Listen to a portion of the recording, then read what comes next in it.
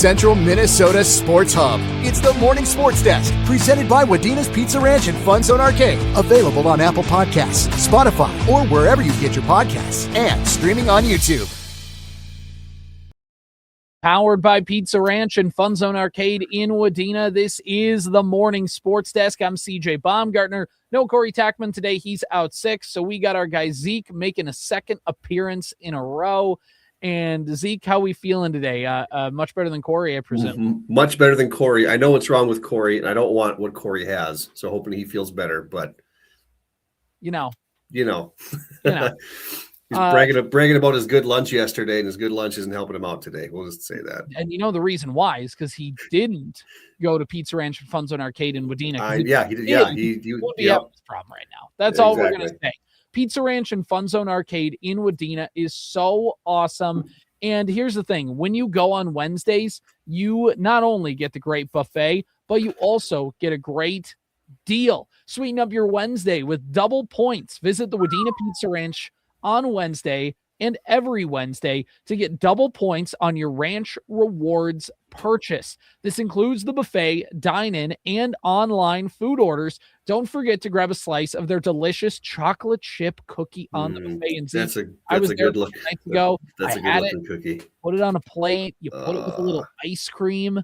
Oh, so good. Then you have to yell at your kids to get some real food because all they do is go up to the buffet dessert line and get cookie and ice cream, and then cookie and ice cream, and then cactus bread, and then cook. No, you can't.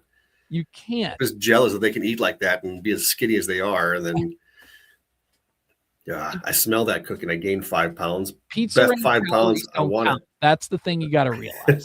You don't count. That's what I told myself on Tuesday at the buffet. Or you can also order takeout. You can get a free 8-inch chocolate chip cookie with your online order of just $25 or more. Just add the cookie from the deals page in. You can view the hours on the link provided in this Facebook post when you follow the Pizza Ranch and FunZone Arcade in Wadena on Facebook. And of course, you got the great arcade, all the great games, the prizes you can win. What more do you need for your food and entertainment? It's the Pizza Ranch and FunZone Arcade in downtown Wadena. I just opened my app, and while you're talking here, I'm going to order lunch. Oh, we've talked him into it yet again. I'm going to have a cookie for lunch today, boys. See, the Pizza Ranch is earning all of its all of the ad revenue that they're spending on our show. Zeke's just making it. Just me. It's a good business model if you can get one, you know. On our broadcast schedule tonight, right here in downtown Wadena, go to the Pizza Ranch and FunZone Arcade for supper, and then go check out Verndale at Wadena-Deer Creek Boys Basketball, 7:15 pregame, 7:30 tip-off, because you can listen on 101.7 FM, AM920 KWAD, and online at wadenaradio.com/KWAD. Kyle Gilsine on the call tonight. Wolverines versus Pirates. These two teams met about 10 days ago. Verndale came away with the win, but Wadena-Deer Creek now has Church back in the fold and should be able to see if he can be a boost to the lineup. He's out with an injury for a couple months, and now slowly kind of has a few games underneath his belt. Verndale trying to get some momentum as well in the middle part of the season. A lot of things happening in Park Region Conference boys basketball. We got a matchup tonight between the Pirates and the Wolverines on KWAD. You can find the full broadcast schedule online, wadenaradio.com, or by following Sports Cow on Facebook. Zeke, can I get a moo? Moo. Moo. Moo. So go find that for all the more information. Zeke, a ton of milestones happening right now. It's the middle of winter, middle of the season. Yeah. We're starting to see all of this news go left and right. So why don't we start off with a shout out that you had in Staples-Motley, or I should say in Holly, but regarding Staples-Motley, you were notified of a couple players being close to milestones. Didn't get there when you broadcast them, but they got there. Yeah, they didn't get there when I broadcasted their game Thursday, last Tuesday, I think it was, in Holly. I'm on PA in Staples tonight, filling in for Brian Winkles, and I won't get it tonight either. The Cardinals are playing the Pelican Rapids Vikings Heart of Lake Conference matchup tonight. But yeah, 1,000 career points now for Avondre Brandt. He got that against Perm, and that win on Tuesday. And also 500 career rebounds for Noah Big Mitts Larson in that game too. So I'm sure they'll get recognized a little bit tonight before the game. I know they've got a bunch of fun stuff planned. It's a doubleheader in Staples-Motley tonight. So girls at 6, boys at 7:30. So it's going to be a lot of fun over there tonight. Big mitts. That's what we call them. Red folks. That's what we call them. You have to be if you're a 500 plus career rebounder. So congratulations to him. Congratulations to both of them there. Looking over at some other local sports news, there's a whole bunch of stuff. You get the full rundown when you follow Sports Cow on Facebook. But I do think we need to give a shout out to in the wrestling world, going to Browerville, Long Prairie-Grey Eagle Wrestling, as Logan Tom in his senior season has now reached his 100th career win. Always a great wrestling program down there in Long Prairie-Grey Eagle, Browerville, with that program the last few years. A lot of really nice moments for them, and a really cool moment for senior Logan Tom, who got his 100th varsity win earlier this week. Looking over to some other news in our wrestling standouts. Zeke, did you see, and this is Staples-Motley related again, state champion versus state champion in the 121-pound weight class? We're going to have from Watertown Mayor Joel Fredericks taking on Caden Kramer of Staples-Motley. Did you see this? I didn't see this. I know that they're in Watertown tonight, Staples Wrestling, but I didn't see any of the matchups yet.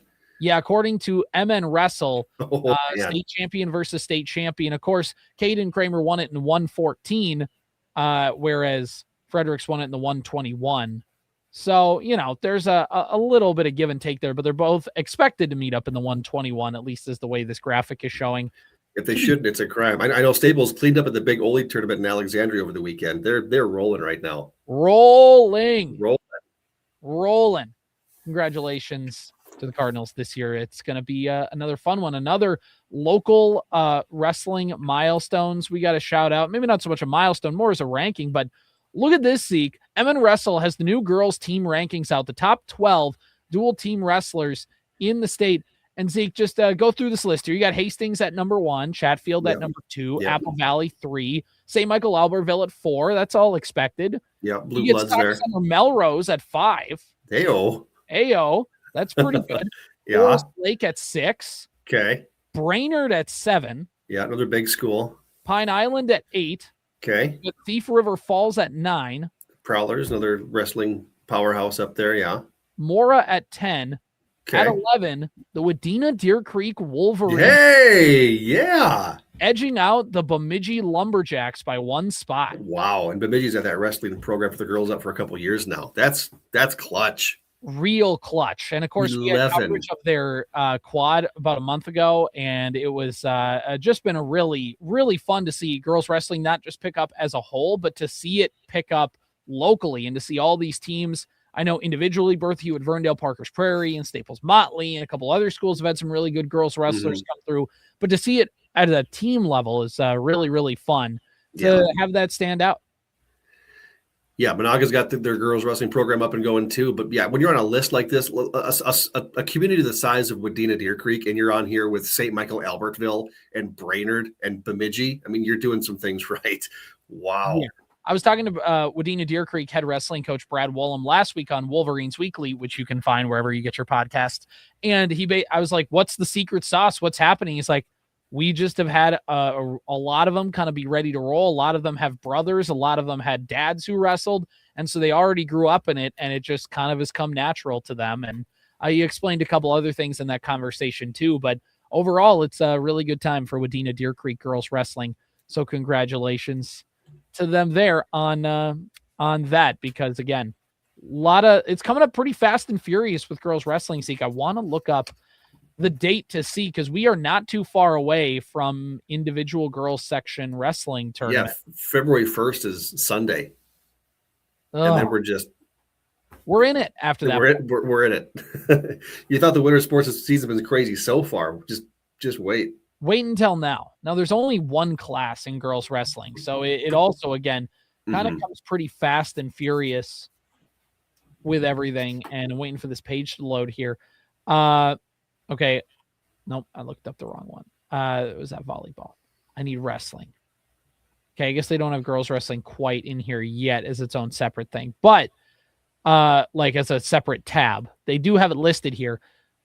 Friday, February 6th, Saturday, February 7th is when it's starting for Section 1. Of course, locally here, places like Section 5. Again, all of them Friday and Saturday is kind of that roadmap here. You have Shakopee, Mora, Sartell is hosting some of this.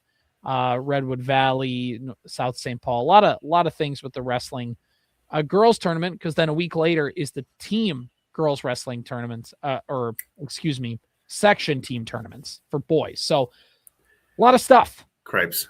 A lot of wrestling stuff. I don't know how the wrestlers keep up with it. It's so much. We can. I cannot. One more thing, and let's go back and pivot back to Section 8AA girls basketball. Annalise Oss breaking the school record for three-pointers made in a game with 8. That happened against the Holly Nuggets. Heyo. Nice. Yeah, I got to see Annalise play in Staples-Motley last year. Really good shot, real good player, and 8 made threes. That's awesome. It's really, really good. That would break a lot of schools' records. So congratulations to her on reaching that. Okay, I think we've finally gotten through everything. Oh, no, not one more. We got one more coming up on our high school sports coverage today, and this is out of Underwood. And a big congratulations to Coach Brian Hovland, who will be inducted into the Girls Basketball Hall of Fame. Underwood Public Schools said in a post that his impact on girls basketball has been felt for years through his leadership, passion, and unwavering commitment to student athletes. This honor is a true reflection of the countless hours, relationships, and positive influence he has invested in the game and in young people along the way. They say Underwood is fortunate to call Coach Hovland one of their own, and they couldn't be more excited to see his contributions recognized at this level. Underwood has had some pretty good girls basketball teams over the years.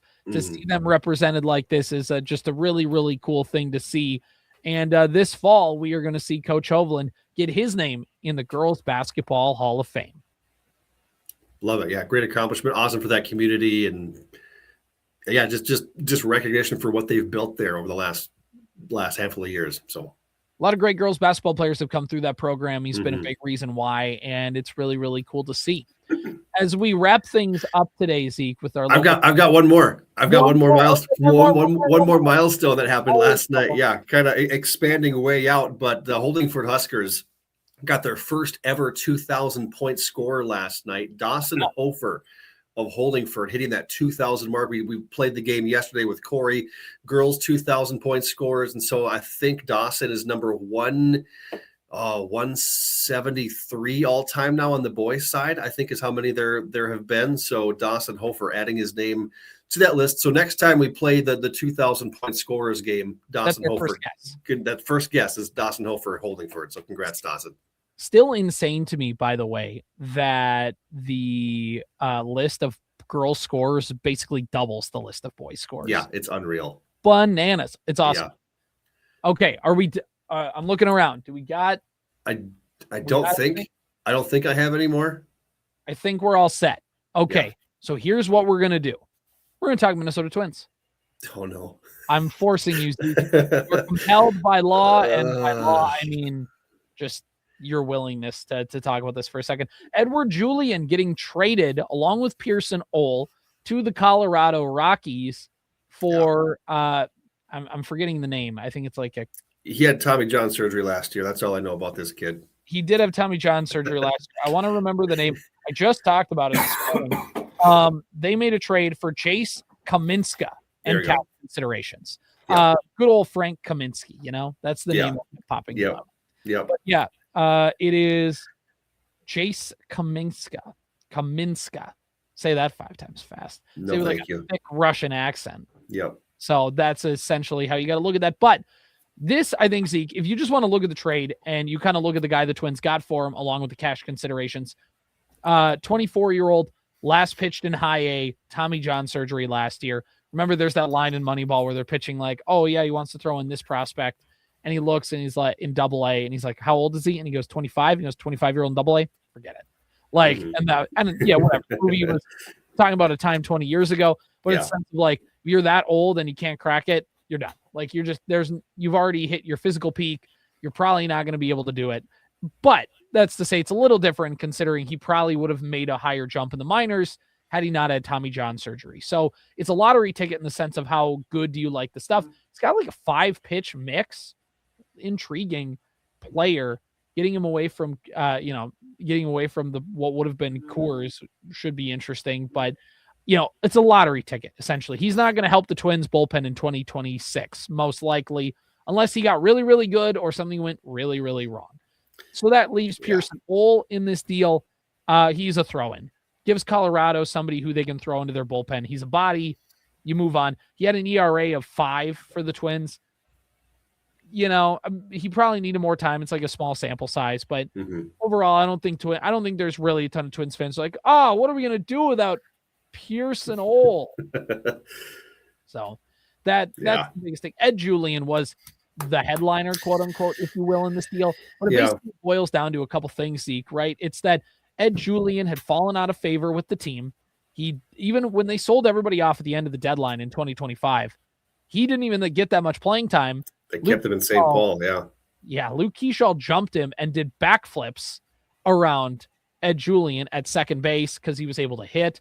And overall, he fell out of favor, and Ed Julien was out of options. So if he didn't make the big league roster out of spring training, which he probably wasn't going to, he would have been put on waivers.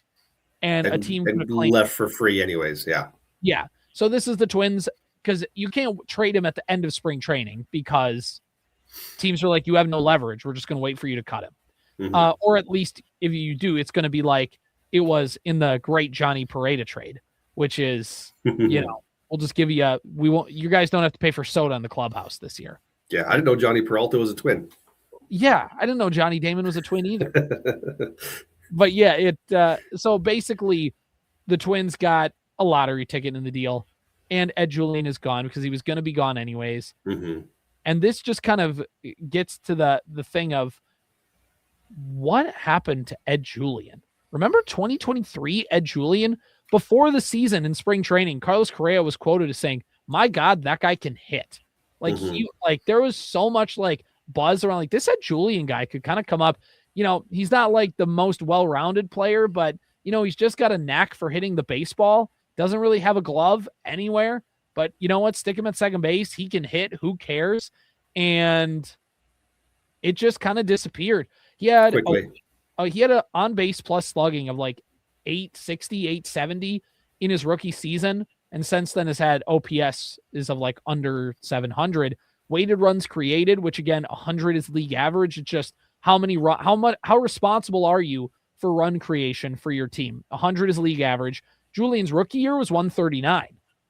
Last 2 years, under 100. And in fact, not even close. It was in 2024, 79. Oh, and no. in 2025, 81. Okay. Well below league average hitter. And when you're a well below league average hitter and you don't have a glove, they trade you to Colorado. They send you to Colorado. And look, maybe Julien will do well with the Rockies. Maybe. His problem is he hits the ball on the ground a little too much. And that's not going to play at Coors. You want to hit the ball in the air. But, that it'll be interesting to see. Maybe a change of scenery, maybe just getting a bunch more playing time, which he'll get in Colorado. Best of luck to him. He was a very interesting character with his time in the Twins. He was, and he wore Corey Koski's old number 47. And that's how I'll remember Ed. Stick together. That's how I'll remember Ed Julien. He literally wore it because of Corey Koski, which is cool. Julien also said the most real thing ever is first spring training where he was on the Twins fans radar in 2023. And they're everybody's wow, he's been at the complex in Fort Myers a whole month or two extra than he was he just came here early and got working. And everyone's why'd you do that? And he's well, I'm from Quebec and it's cold in January. If I can get to Florida 2 months early, I'm going to do it. Right. They told me I could work in Florida. Yeah. I'm going to go train in Florida. So that's what he did. And I was real.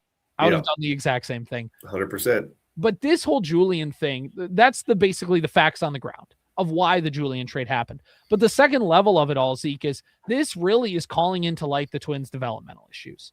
Because Julien had a great rookie season, fell off the map out of the organization. Jose Miranda had a great rookie season, fell off the map, fell out of the organization. You're going to give me a bunch of names that are going to make me hurt inside, aren't you? How about this one? Royce Lewis. Don't. Great rookie season in the combined 22 and 23, and then had a great first month of 2024. And by month, I mean months worth of games because he missed the first 2 months of the season after playing on opening day of 2024. But the point stands of he had a great early sample size. And the moment big league pitchers, the moment big league pitching coaches, the moment big league teams knew how to attack these guys, their counter punches just were done. They had no counter punch. There's no, if you want to go way, way back, you could go to Miguel Sano as another example of guys who come up, have instant success. And the moment that they get challenged, maybe Miguel Sano's different. He was a lot more up and down. He had a lot more counter punches, whatever. But the point is, with Royce Lewis, you have that. You also could say Brooks Lee, although Brooks Lee never quite had the dominate the team, be the team's best hitter for large stretches of the season, all those other guys have had. Which makes me nervous for what you're going to say. What happens to Luke Keyshaw in year 2 here? Because he was great out of the box last year. Luke Keyshaw, man, that's what happens. And what happens, man? And I'm looking down the road too. Walker Jenkins, Emmanuel Rodriguez, Gabby Gonzalez, Jalen Culpepper. Those are guys that could potentially be on the Twins roster in 2026. That's your new get to know Minnesota Twins. That's what they're building for. That's your new Torrey Hunter and David Ortiz and Doug Mankiewicz. It's that group right there. Exactly. And it was followed up by ownership issues. So that's also great. Yeah. Both eras. Time is a flat circle. We're just 25 years circle back. just repeating. Repeat it again. But the biggest thing out of all this, Zeke, is just that the Twins, whether it's Keyshaw, whether it's Walker Jenkins, whether it's anybody that could come up with this Twins team, the Twins have had a problem developing hitters, and I don't know what's going to go away. I know the Twins have new hitting coaches. I know Derek Beauregard or whatever his name is, Keith Beauregard, whatever, something Beauregard du Declare. They have Derek Shelton and his manager, but the Twins really, with that hire, it's not like they're exactly going to reinvent the wheel. They're pretty much just going to keep doing what they're doing and what the front office already has planned. So it just kind of makes me worried, Zeke, that it feels like the definition of insanity is going to happen again. How scared should we be about that? Well, if things are going to happen, we've seen them happen, and the Twins' track record is for having these things happen, I'd be very scared about what happens to these guys moving down the road because the hype is unbelievable for Walker Jenkins, and my expectations for Luke Keyshaw in year 2 are incredibly high, especially the way that he started last year before he broke his arm or something, didn't he? Got hit by a pitch and broke his arm or something. Yep, of course. Yeah, because why not? So yeah, I'd be very nervous. The problem with this Twins team is not going to be the rotation. If the rotation is as it stands, we should be able to get 6 quality innings 3 or 4 times through the rotation every single time. A lot of questions in the bullpen. So the offense is going to have to pick this pitching staff up in the late innings, and we'll see if they can do it. That's my big question. I think the Twins could be right around 500 ball club, 80 to 85 wins, if the offense can pick up where the bullpen deficiencies are. And that's going to be the storyline for the 2026 Twins, I think. I think when you look deeper too, it kind of, and again, I'm using 2. So what do they say? 2 is 1 is random, 2 is a coincidence, 3 is a pattern, whatever. So I don't want to get too far ahead in this logic, but it does kind of feel like, and maybe it's just beholden to who these 2 players were, because Julian, his problem was he would never swing. Yep. Do you know how many times I'd watch a Twins game and I just watch it'd be the Family Guy clip of strike 3. He knew it, with Ed Julien. You just stand there and take a third strike right down the pipe every single time. Yeah. Not every single time, but you know what I mean. It's many times. Dude, will you get the bat off your shoulder and swing? Come on, you can't, And there's times where it's he'd strike out on borderline pitches, and I've heard the argument of, well, what's he supposed to do? He can't swing at balls, whatever. And it's yeah, you can if you're going to strike out. Yeah, at least follow it off and keep the bat alive. Right. People go, well, if you strike out anyways or roll it over, what's the difference? And I agree, that's true. But also, like you said, there's a certain point where it's you have to defend the plate and foul it off. And everybody has that viral video of Luis Ariz fighting off Edwin Diaz for like 20 pitches. That makes the rounds every 2 months on Twitter. But either way, Julien is a guy who's hit the ball on the ground a decent amount and had an issue with that.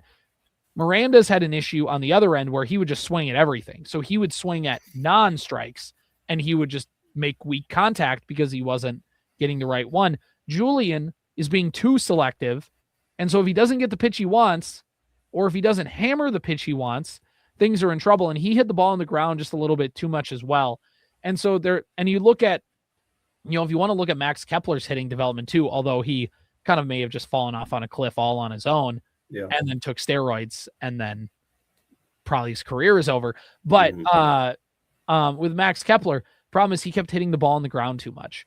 And I know the Twins aren't trying to do that. The Twins are not telling them to get on top of the ball. They are telling them to hit line drives, hit it in the air. That's what every team in baseball, unless maybe Cleveland, is telling their teams to do. Cleveland is telling their teams to hit it in the turf and devil magic will do the rest.